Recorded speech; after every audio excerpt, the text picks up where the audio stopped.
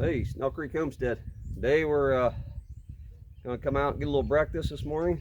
We did a little homestead beef here. I got my steer quartered up and put hanging to chill, and hopefully we get about 6 days of hang time here. We'll just have to watch the weather. It's in the high 30s and down to the high 20s, like 27 degrees. So as long as we're holding that temperature, I'm gonna let this hang for a week if we can. If we can't, we'll just start taking it from there. I don't have a cooler, we're just on the homestead.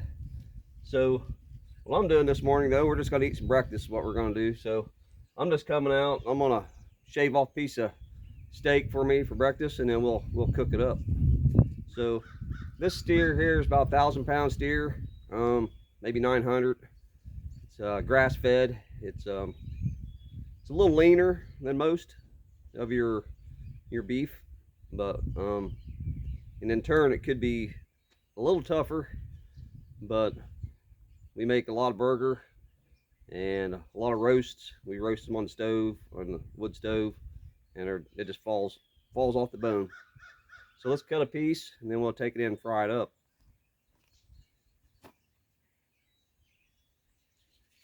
I'm gonna take a little fat off of it.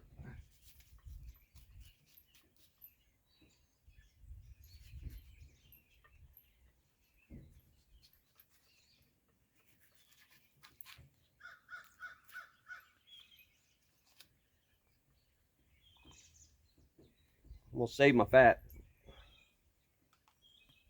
Fat on this dude is hard to come by. Might make some sliced steaks to this morning, maybe kind of small. I'm gonna fry them on the stove. So let's do some little quick steaks. I'm bumping up against ribs over here. I haven't got a chance to sharpen my knives up yet, and this one's not super sharp, but it's gonna be fine. Get up on that fat layer.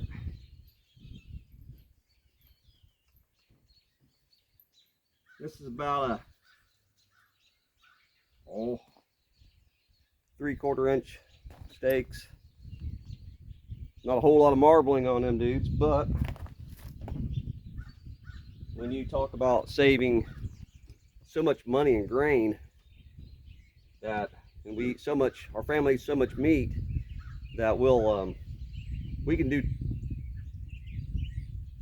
more than 1 cow a year. And we might grass feed one out here, because I'm getting pretty steak hungry, good steak hungry, tender steak hungry.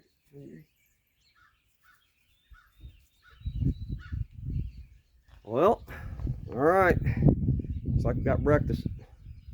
See you in a minute. We'll be in about the wood stove. All right, we're in by the wood stove. Got Grandma's skillet, that Wagner number 8. It's warming up. Put me a pair of gloves on because it's kind of hot. But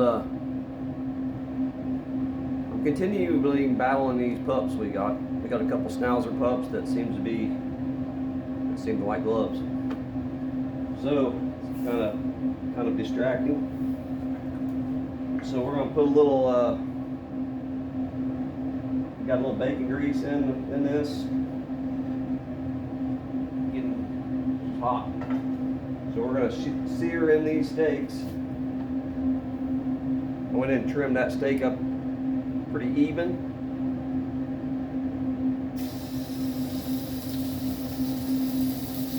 Gonna trim. There's nothing worse than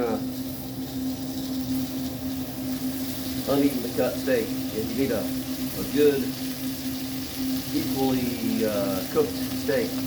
You don't want to cook them to death. You're just gonna get them seared.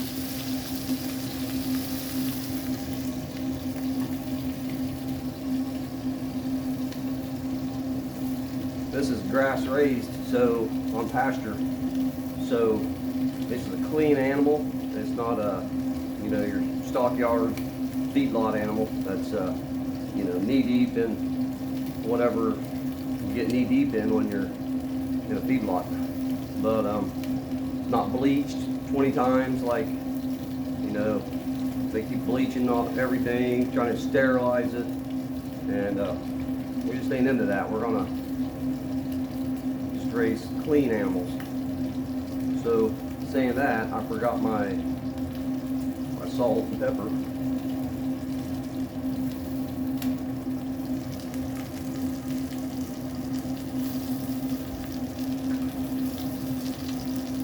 See that or not?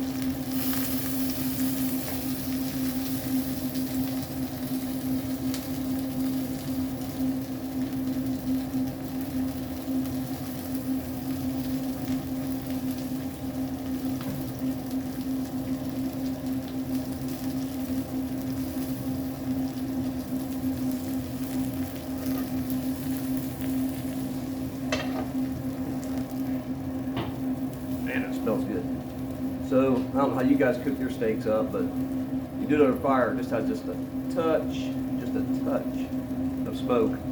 But always, we use coarse ground salt from the feed mill. You know, you get that Raymond salt. You know, you buy them little ones in the shaker when you can go buy 50 pounds at a dime. There's no sense in spending all your money on them little shakers when you buy 50-pound bags of salt that are just as good. Then we always use a mid-range black whole kernel peppercorn and grind it, and then so it's a little more fresher. Then we always use either my nursery. We do garlic, and man, so good. So we put garlic and always chop up a little bit of onion or a little onion powder. We're ready to flip.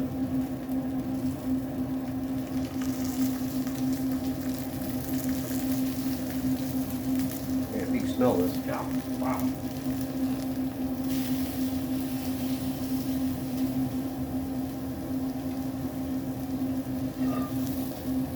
All right. These steaks get a little tough on me since they're grass fed. You know, I can put a lid on it. Put a lid on top of that dude. Put it on top of the stove. We can slow cook it all day if we want it. And it doesn't fall apart. We got to talk about this dude. This thing's been cooking for, geez, it's almost the first year, and about Thanksgiving it's been cooking. It's been on about a month, 3 weeks to a month. So what we're doing there is, as long as the wood stove's burning, we have some meat in there. Just throw some meat in. The tougher the better. And as soon as we do that, we cook it like all day or what have you, and then we'll eat meat out of it. And if there's still meat in it, that's fine. Keep the water topped up, and then we'll just we get done eating, we'll just throw some more raw meat in there. It might be a chicken, it might be beef. It doesn't matter. And that just keeps stewing in there over the weeks, and it gets better all the time. We better get this off here.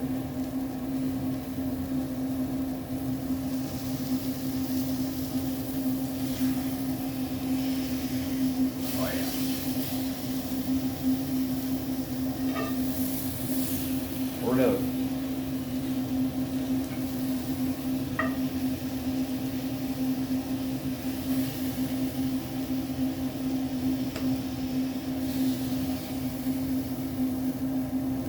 So we're on a little paper plate down here.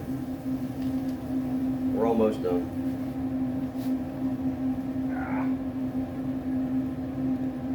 Better have a couple eggs too.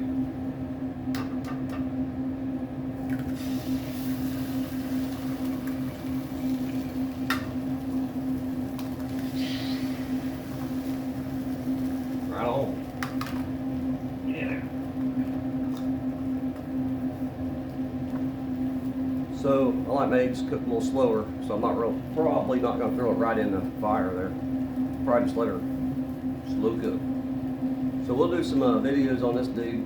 I need to get my stuff together. I've been busy. Like I say, we're getting this cow ready. So that's a pretty good job, pretty good chore for me. And be some family come over and help me, and we'll get her cut up. Maybe we'll do a little video and on that. I don't know. I don't show much butchering on my channel. I don't know what YouTube likes and don't. But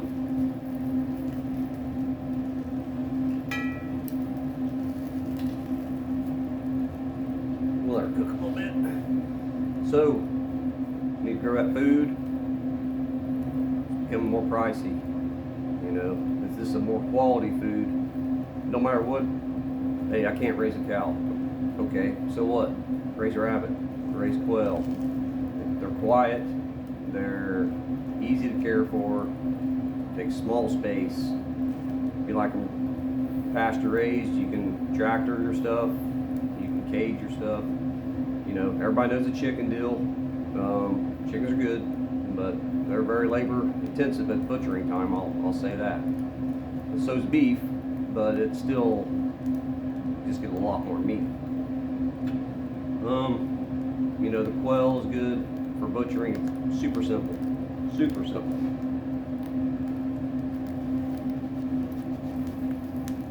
Flip these eggs.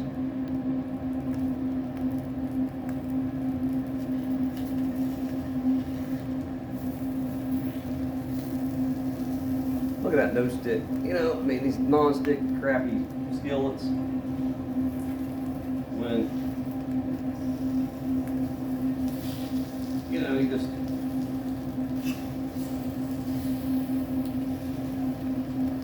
flip them dudes over with a fork. Get your cast iron going, get your wood cut for a year, get cooking over fire a little bit, and do it outside even. And it'll just be really good eating, and you can hone them skills. And man, nothing really tastes like that. So I'm heading upstairs to eat. Me and my skillet.